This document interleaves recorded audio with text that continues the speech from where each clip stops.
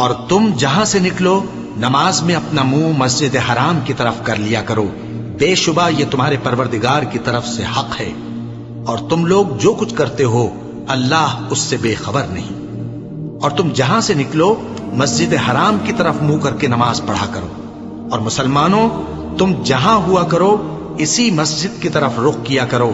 یہ تاکید اس لیے کی گئی ہے کہ لوگ تم کو کسی طرح کا الزام نہ دے سکے، مگر ان میں سے جو ظالم ہیں وہ الزام دیں تو دیں۔ سو ان سے مت ڈرنا اور مجھی سے ڈرتے رہنا، اور یہ بھی مقصود ہے کہ میں تم کو اپنی تمام نعمتیں بخشوں، اور یہ بھی کہ تم راہ راست پر چلو۔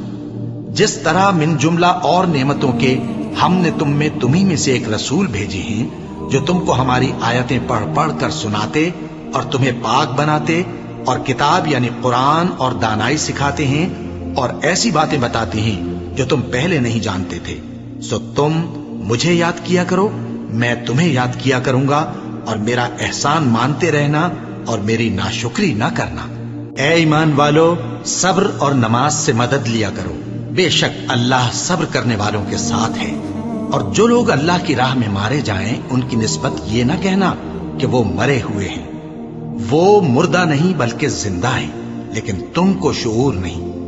اور ہم کسی قدر خوف اور بھوک اور مال اور جانوں اور میووں کے نقصان سے تمہاری آزمائش کریں گے، اور صبر کرنے والوں کو بشارت سنا دو کہ ان لوگوں پر جب کوئی مصیبت واقع ہوتی ہے تو کہتے ہیں کہ ہم اللہ ہی کا مال ہیں اور اسی کی طرف لوٹ کر جانے والے ہیں۔ یہی لوگ ہیں جن پر ان کے پروردگار کی عنایتیں ہیں اور خصوصی رحمت بھی ہے، اور یہی سیدھے رستے پر ہے۔ بے شک کوہ صفا اور مروہ اللہ کی نشانیوں میں سے ہیں،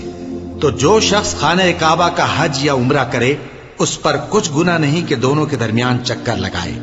بلکہ یہ ایک نیک کام ہے، اور جو کوئی نیک کام کرے تو اللہ قدردان ہے، دانا ہے۔ جو لوگ ہمارے حکموں اور ہدایتوں کو جو ہم نے نازل کی ہیں کسی غرض فاسد سے چھپاتے ہیں،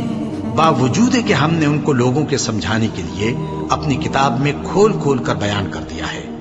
ایسوں پر اللہ اور تمام لعنت کرنے والے لعنت کرتے ہیں۔ ہاں، جو توبہ کرتے ہیں اور اپنی حالت درست کر لیتے ہیں اور احکام الہی کو صاف صاف بیان کر دیتے ہیں تو میں ان کے قصور معاف کر دیتا ہوں، اور میں بڑا معاف کرنے والا بڑا مہربان ہوں۔ جو لوگ کافر ہوئے اور کافر ہی مرے، ایسوں پر اللہ کی اور فرشتوں کی اور انسانوں کی سب کی لعنت، وہ ہمیشہ اسی لعنت میں گرفتار رہیں گے۔ ان سے نہ تو عذاب ہلکا ہی کیا جائے گا اور نہ انہیں کچھ مہلت ملے گی۔ اور لوگوں، تمہارا معبود ایک ہی معبود ہے، اس بڑے مہربان اور رحم والے کے سوا کوئی عبادت کے لائق نہیں۔